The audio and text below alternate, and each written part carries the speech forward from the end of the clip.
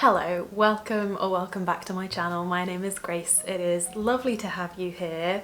We are doing a little bit more of a relaxed, cozy catch-up this time because we have 3 months to wrap up. I am going to be talking about all of the books that I have read so far this year, January, February, March. I have had an interesting start to my reading year. I've read a lot more this past month, but the first couple of months were a struggle. So I have 12 books to tell you about today, so I thought I would get cozy to do it. This is just juice. This is definitely going to be a test of my memory, but let's go back to the start of the year and the first book that I read in 2025, which was Northanger Abbey by Jane Austen. I was very excited to pick this one up because one of my goals for the year is to read more classics, which for me is just basically to read any classics because I really haven't been reading any in the past couple of years. But I was especially excited because the only Austen I have read up until this point was Pride and Prejudice, and I think I was about 15 at the time, but I remember really enjoying it, and I've seen nearly every adaptation out there, and Northanger Abbey has always been one of my favourites, so I was really excited to read the original book. This is considered by many to be one of Austen's funniest books. It's very much a satire on the Gothic literature that was so popular at the time that this was published. This tells the story of Katherine Morland, who is a very naive young country girl who is taken to the city for the first time by some rich neighbours, and while she's there she meets many new people. Some have her best interests at heart, while some definitely don't. And Katherine is a big fan of these Gothic novels that were so popular at the time, and they've kind of skewed her perception of reality and how the world works. So it's a little bit of a comedy of errors at times. Now, I'm gonna say some things. Please don't be mad at me. This is all my personal taste, and I still love Austen and want to read more from her in the future, but this wasn't what I wanted it to be. A lot of my problems with this book just come from the time and the context in which it was written, and maybe it's just because I haven't read any classics in quite a while, but I wasn't expecting there to be as much overt sexism in here, and from the author's perspective it was very much Austen would make some incisive remarks about women on the whole rather than specific characters. But I think the thing that got me the most and kind of took me out of this story the most is that in the adaptation, Katherine is still incredibly naive and she puts her foot in it a lot, but our love interest finds that endearing most of the time. He will call her out if she does something really stupid, but he doesn't take advantage of how naive she is, and if he makes a joke then it will be with her, it will be teasing rather than at her expense. But in here,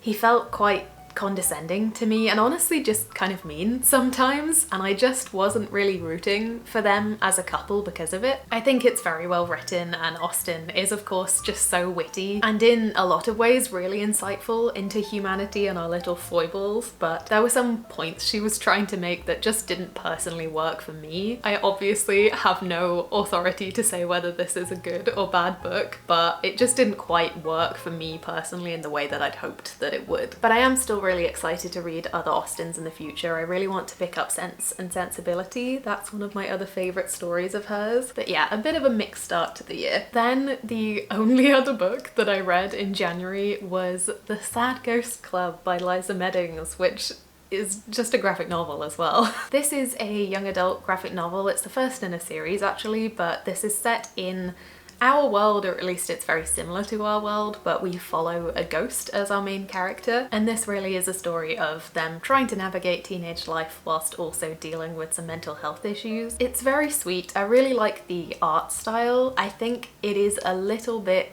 surface level maybe, but I think that's probably just because I'm not the target audience. I would say that this would be great for kind of a younger teenager who is kind of learning about mental health. The main theme in here is that you aren't really alone in how you feel, and that there are other people out there who are dealing with similar problems to you, hence the club. I think that for me the writing felt a little bit clunky at times, but again I think that I'm just not the target audience for this one, so it was cute, and I think that it would definitely be good for someone of their age range if that's something that they want to learn more about, but I don't think I'll be continuing the series personally. Then at the start of February I read, finally, Half a Soul by Olivia Atwater. I feel like everyone's been yelling at me to read this one for a while now because it very much is up my alley. I love fantasy of manners. This tells the story of a young woman called Theodora who, when she was young, had half of her soul stolen by a fairy. And this means that she doesn't act like normal women of the time. She doesn't really feel strong emotions, and so she doesn't always react in a way that's considered proper in public situations. So when her and her cousin travel for the London season, she really hopes that she can kind of just pull back, be a bit of a wallflower, and let her cousin shine and find her perfect match. But then she stumbles into the Lord Sorcier, who is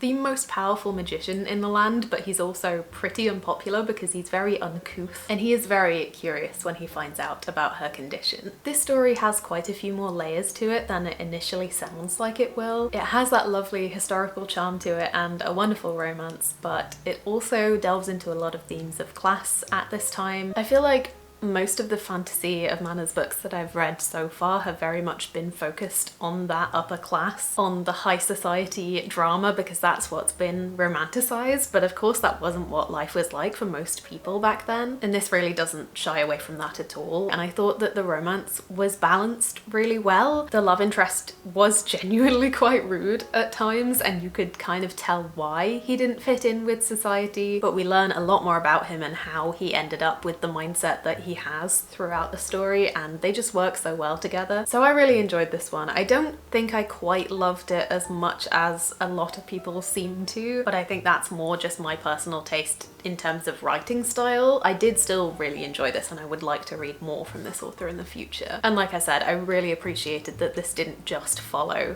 our usual cast of characters that we get in this kind of setting, and I would love to see some more books in that kind of fantasy of manners subgenre that feature people of different classes. So if you have any other recommendations, I would love to hear them. The next book I finished was Harrow the Ninth by Tamsyn Muir. You guys were right, okay, it definitely got more confusing with the second book, but I really enjoyed this one. I think more than I enjoyed Gideon. They are very different, so it's kind of hard to compare the two. Before I ramble, this is the sequel to Gideon the Ninth, which is a bit of a cult classic in the fantasy sci-fi space now. It's set in a world where there are 9 houses, each of which has their own form of necromancy, and the first book follows Gideon from the 9th house, who is a very reluctant warrior for Harrow the Ninth, who is basically the leader of the 9th house. And the first book is very much a mystery. I never want to say too much about it because it's such a weird series full of such interesting new fresh ideas that I don't want to spoil any of those for you and the fun of discovering them for yourself. So I will also be reasonably vague about the sequel, of course, but I just had so much fun with this one. I again listened to the audiobook, and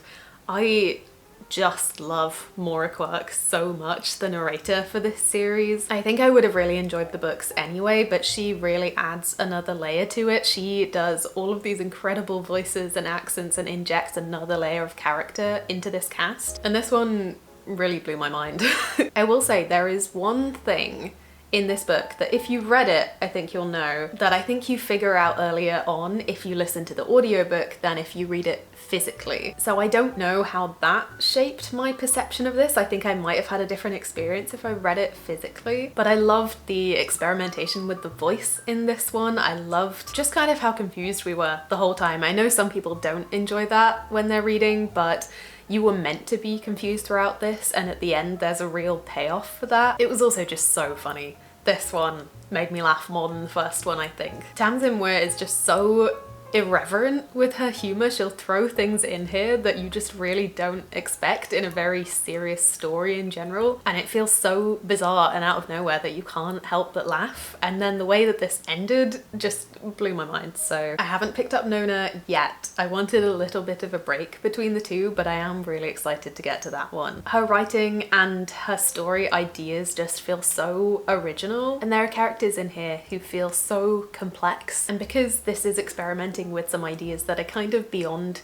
human comprehension, I think the way that this is at times so bizarre just felt so right to me. I don't know if I'm making any sense. I don't know how to talk about it without giving any spoilers. I think at some point I may have to do a spoiler-filled rant about the whole series because wow. Gideon I loved, but this one hit different. Then I read a couple of graphic novels, first of which there was Thieves by Lucie Bryon, and I love this book. This is a translation from French, I believe, and this is the story of a teenage girl who has a crush on another girl in her class but hasn't plucked up the courage to talk to her yet. But one day her and her best friend crash a random house party, they don't know whose house it is, and she gets so drunk that she ends up stealing several things from the house and waking up surrounded by these stolen items in her bed. And then her crush knocks on her door to check that she's okay and starts complaining about the fact that someone stole some things from her house last night. This was so fun. This is one of my favorite illustration styles that I've seen. It was so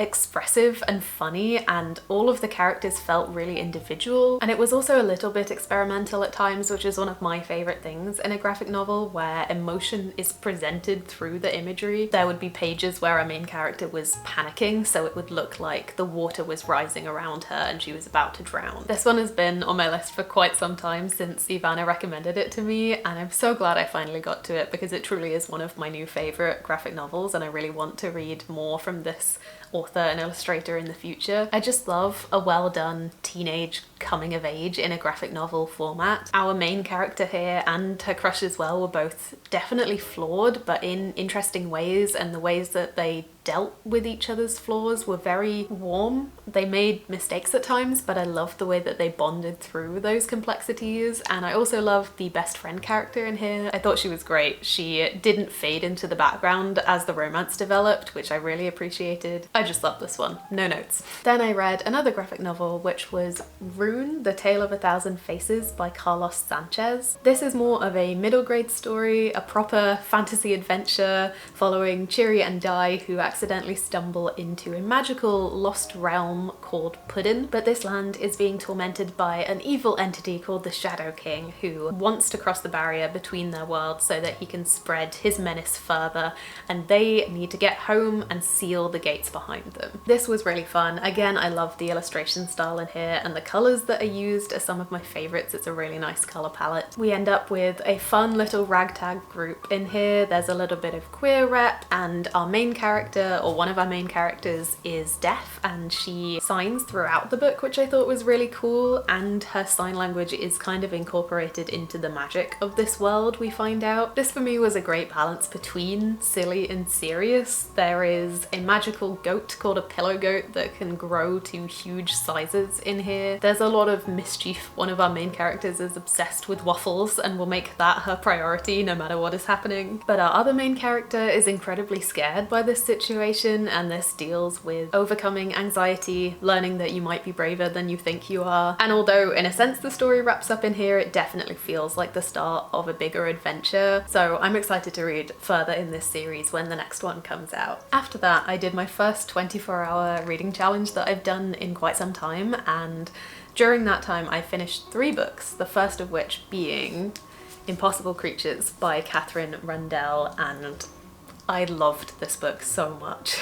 This is a story about a boy who has always had an affinity for animals, or more, they've had an affinity for him. Squirrels and birds will follow him around everywhere, and he's never really known why. But one summer he's sent up to Scotland to stay with his grandfather, and he ends up saving a baby griffin from a magical lake. From here he discovers that magical creatures like griffins and phoenixes and dragons are all real, but they've been hidden away on a magical series of islands called the Archipelago. But then he meets a girl from this archipelago who tells him that animals have started dying out on these islands and something is terribly wrong. This has such strong ecological themes, which is something that I personally am really interested in what I read. And I knew this going into the book because these animals have been hidden away from humanity for a reason, but this ended up going more in depth than I expected it to. And I think if you have ever dealt with climate anxiety, then I think you'd really appreciate this book. I will say I think this is probably better aimed at the top end of middle grade and above, because it is quite brutal at times. I ended up sobbing at the end of this book. This really hit me. But I also just felt so seen. There's so much discussion in here of what humanity is capable of in the worst ways, but also the kindness and bravery that we're capable of too. I think at its core, the question of this book is, after all the terrible things that we have done as a species, are we even worth saving? And it was just so heart-wrenching, but also full of hope, and it felt really applicable to the world as it is currently. It's also just a great fantasy adventure. We meet all of these great colourful characters. There's a bit of a ragtag bunch in this one too, and of course a whole host of magical fantasy creatures. I really wouldn't be surprised if this ends up on my favourites list at the end of the year, because it really was just so impactful for me, and I think it's one of those children's books that is really worth reading no matter what your age is, especially if the climate and ecological crises are something that you're interested in. And it was funny as well. It was very witty. I just love this book and I think more people should read it. So there's my soapbox for the day. Then I read the short story Galatea by Madeline Miller. As you can tell, it is properly dinky, but this is a retelling of Pygmalion, which is the story of a man who is dissatisfied with all of the women around him, so he decides to make one out of stone and then beg the gods to bring her to life. But of course this is Madeline Miller, so this is told from a feminist viewpoint and we get the perspective of this stone woman and what she's been put through. And this really reminded me how much I love Madeline Miller's writing. Circe by Madeline Miller is one of my favourite books of all time. As you can imagine, this is quite a heavy one, but I really enjoyed how incisive our main character is. She's really good at reading people, and there's this slightly detached nature about her character, and I don't know if that's because of the stone that she was crafted from or because of the trauma that she's been put through, but either way I thought it was written really well. Obviously it's pretty short so I don't have as much to say, but it really just reminded me that I love this author and I can't wait for her to release another full-length work sometime soon, I hope.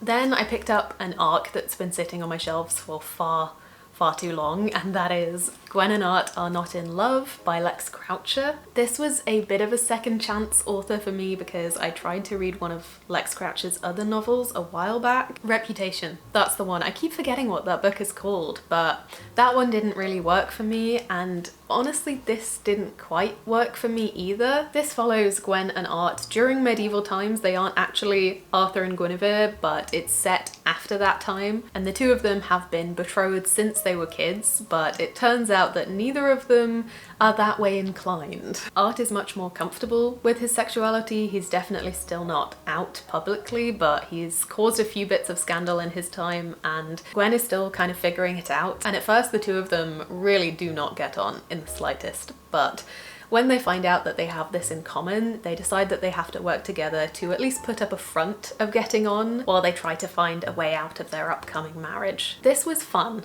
I think I'm just at a place now where young adult often doesn't work for me anymore. It can. There are some young adult books that I absolutely love, but I think Art in particular was a little bit too immature for me and I was struggling to root for him, at least at first. I listened to the audiobook for this one and I probably would have DNF'd if I hadn't been listening to it, honestly, but that did make it easier to finish, and I'm glad that I did finish it in the end because the second half definitely picked up and there ended up being quite a bit more plot than I expected. But if you're someone who needs a sense of historical accuracy, then I wouldn't recommend this one. It's pretty silly goofy, which is totally fine if that's what you're looking for. And one thing I really did enjoy was the way that this explored the relationships between different queer people but at different stages in their journey of understanding and coming to terms with their sexuality. I thought that was really well done, and also our main female character has a little bit of internalized misogyny as well, and I thought that was explored really well too. She very much has a little bit of not like other girls syndrome, and I just thought she was going to annoy me for a while, but it was discussed in an interesting way. I think once again this is probably just a case of me not being the target audience for this one. I think I probably went into it more because I really like Arthurian retellings, and that's not what this is at all. But it does have some really good queer exploration in here, and like I said, the second half definitely picked up for me. So if you don't mind your historical fiction being a little more loosey-goosey with those rules, you might still really enjoy this one. I am so sorry if you've moved. I had to go and switch my memory card because I've been yapping for so long already. Anyway, the next book that I read was Part of Your World by Abbey Jimenez. I finally succumbed to the Abbey Jimenez hype. I hadn't been meaning to read this one initially, but I said in my 2025 TBR video that I really wanted to get to Just for the Summer by this author because that concept just sounded more interesting to me. But I did get some comments saying it is better to read the series in order because you'll get more Easter eggs, I think. Characters from the first couple of books do show up later down the line, so I did it. I went back to the start and I really enjoyed this one.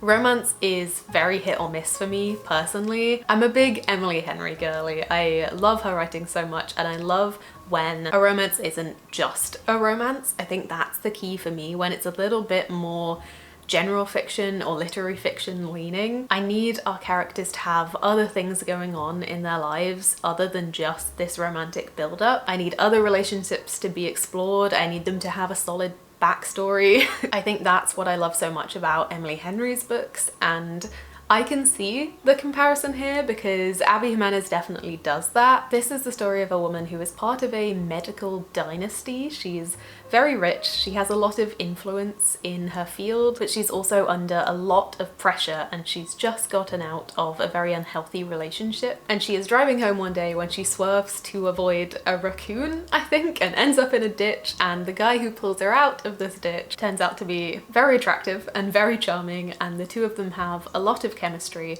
but he's 10 years younger than her and he is from a tiny little village. His life is completely different to hers. The two of them end up having a fling to begin with, which is not my preferred way for a romance to start. I'm very much more of a slow burn kind of girl most of the time. And this one starts with the attraction, but also has that underlying layer of they just get each other. But like I said, their worlds are so different. So Alexis, our main character, really struggles with the idea of bringing him into her world. She knows that her parents wouldn't approve. And Daniel struggles with feeling like he just isn't good enough for her. I really enjoyed this one. It was very easy to read. Their chemistry really was undeniable. And I also loved the cast of characters in general. I love Daniel's whole town full of people. Most of Alexis's friends and just the people in her life were insufferable. And she is very flawed at the start of the book and throughout to some extent. She has a lot of privilege that she takes for granted, and throughout the course of the story begins to learn that most people don't live like her in giant mansions. I think the only thing about this that didn't quite work for me personally is that Daniel is probably a little bit too all in. I know a lot of people love that when the man is just obsessed with the female main character, but honestly Alexis was really frustrating to me throughout some of this. I could understand why she was acting the way that she was acting, and she was dealing with a lot, but she also often didn't treat Daniel as well as she should have done, and I didn't love that he didn't stick up for himself. But having said that, I still really enjoyed this book, and there are themes of abusive relationships in here that I really appreciated seeing. I would, you know, be warned of that if that's something you're not going to feel comfortable reading. That is quite a heavy topic throughout, but I personally really appreciated that discussion, and I just really loved Abbey Jimenez's writing style. I found it really easy to fly through. I'm really excited to get to the second book in the series now because I know it's about Bryon, one of Alexis's friends, and I loved her as a side character, so I'm glad that you persuaded me to start at the beginning of this series. I think I found one of my new favourite romance authors. Then I reread a book for the first time in, I think, years. I very rarely reread books. I'd like to do it more, but I honestly don't feel most of the time like I have time to do it, just because there are so many unread books on my shelves to get through. But this one I really wanted to because it is Legendborn by Tracy Deonn, and the new book in this series just came out. I am currently reading it, but I will share my thoughts on that one with you another time. But I really wanted to reread Legendborn and Bloodmarked. I didn't end up rereading Bloodmarked as well, just because this took me longer than I expected and I didn't want to get any spoilers for Oathbound, so I ended up just reading Legendborn again. This is one of my favourite young adult series. This follows a black teenage girl called Bree who lives in the American South, and at the beginning of this story she is grieving for her mother who passed away in an accident recently, but she's also just enrolled at this kind of smart kids program for early college. But while she's there she starts to see some unexplainable things and ends up tangled up with this secret society that she thinks might actually have something to do with the death of her mother. Also, They say that they are descendants of Arthur and the Round Table. I really enjoyed this reread. It really reminded me of my initial feelings for a lot of these characters because I haven't revisited this series in several years now since the last book came out. And I will always rave both about how fun this series is and also about the topics that it delves into, the way that this explores racism and the history of black people in the American South through the lens of a young black girl who is having to infiltrate this very white secret society. I just love the depth that this one holds alongside the action and the intrigue. I will say I did read this one much slower the second time around. I really devoured it the first time I read it, but I think that is just because I don't forget that much about a plot. There were definitely some things towards the end of this book that I had forgotten the details of, but in general, most of the plot beats I had remembered, so I didn't have the same level of suspense on a reread that would have pushed me through reading it the first time, if that makes sense. But I still just really enjoyed myself, and I will eternally be singing my praise from the rooftops about this series. Also the romance. Tracy Deonn writes romantic tension so well. Oh, if you haven't picked it up yet, get on it. And then the last book that I got to in these few months, I technically finished on the 1st of April, but we're gonna let it slide. This was The Lost Rainforests of Britain by Guy Shrubsole, which is such a good name for a nature writer. If you've watched some of my videos, you may know that I've been trying to kind of find my niche in nonfiction. I don't read that much of it and I find it quite difficult to, honestly. My attention span just really struggles with nonfiction. So I'm really just trying to find what works for me, and this is a subject that I am really interested in. A specific habitat that we have in the UK and some other countries as well, but it is largely prominent because of our very wet climate, is temperate rainforests, which I know sounds strange because you think of tropical places when you think of a rainforest, right? But a temperate rainforest is a much more mild climate where there's still enough moisture to allow ferns and mosses and lichens to grow on trees in abundance. And this is an environment that the UK has had a lot more of in the past. We still have several patches left, but we have really taken a lot of them down, mostly for foresting or for overgrazing. There are a lot of different reasons why our temperate rainforests have declined through the years, and this was just a really interesting, eye-opening read because it's not a very common environment. It's not something you naturally think of as traditionally British, and I am by no means patriotic in most ways, but one thing that is really close to my heart is the British landscape and nature. And when I first heard the description of a temperate rainforest, I thought, wow, that is my favorite type of place. Whenever I have been on a walk and I've stumbled across an environment like that, it just feels so magical and ethereal, and a lot of these places are really steeped in British folklore. There's a lot of Welsh folklore like the Mabinogion, or a lot of the Arthurian legends are set in these kind of places, and they're also just so important for biodiversity as well. So this was a book outlining kind of what has happened to British rainforests and what we can do to try to bring them back and to save the ones that we still have left. I honestly still struggled to get through this one because I just don't know what is up with my brain, but I really struggle to concentrate on nonfiction, even when it is something that I really care about and am passionate about. I think this was a lot more of a field study than it was necessarily the actual science behind things, and I am wondering if the scientific side of things is more my kind of niche, because a lot of this is kind of following Guy around on different walks and meeting different people who have an investment in this type of environment, and that is interesting, but it isn't necessarily my primary focus. I think that is something that I would prefer to learn about physically by going to the places myself, if that makes sense. So I think probably for me, I could have read something in a shorter bite that was about this kind of topic, but I still think it is such an important thing, and maybe it's a little bit niche, but it's really important to me at least. It's not necessarily as applicable to the part of the UK that I live in, unfortunately, but one day I would love to move out to the west. Wales is my favourite place, and I would absolutely love to volunteer in helping to restore these kinds of rainforests. I think it is just something that not enough people know about, and I also really like there was a little bit of discussion towards the end of how we as a nation politically put a lot of pressure on other countries to do the work in fixing their ecological, environmental and biodiversity crises, and we don't necessarily do the work at home that we could. Once again, this is always going to be a frustrating topic because there's only so much that the average person can do, but I am really glad that I read this. I think this was a good introduction for me into a topic that I think I'm gonna do more research about. It was good to be able to put a scientific name to my favourite place, basically, and I'm glad that the word is being put out there about how important this type of environment is. I think if you're the type of person who likes nature writing and the kind of winding nature of it, then I would really recommend this one. I think this topic is really interesting and important, especially if you live in the UK. I think there were just some parts that didn't quite work for where my brain is at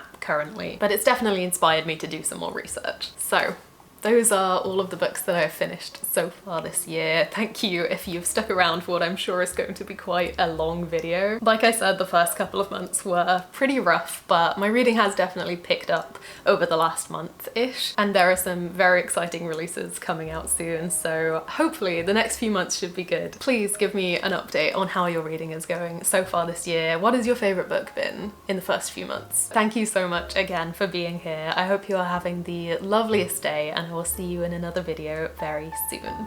Bye bye.